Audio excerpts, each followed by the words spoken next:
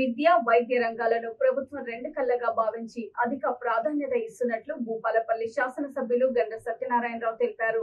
కేంద్రంలోని పలు KGBV BC model పాఠశాలలో విద్యార్థులకు దుప్పట్లు రగ్గులు పంపిణీ కార్యక్రమంలో ఆయన పాల్గొన్నారు.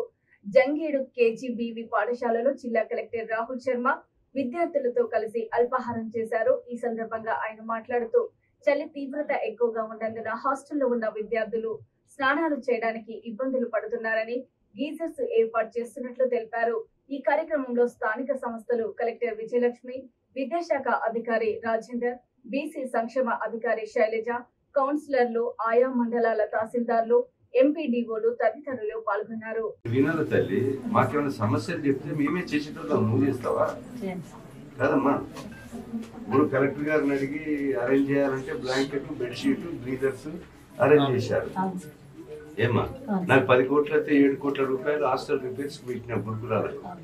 ఇంకా లేకపోతే 25 మీద పెట్టారు, 63 పెట్టారు. అదే డైరెక్ట్ సబ్స్టేషన్ 63 KV సరిపోతుంది.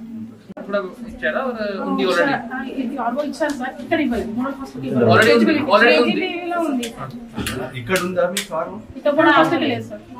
ఇక్కడ ఇవ్వలేదు, ఇప్పుడు రిక్వైర్మెంట్ ఇవ్వలేదు. స్కూల్లో ఉంది. హాస్టల్నే కదా మీరు తాగడానికి రిక్వైర్మెంట్ ఇచ్చారా?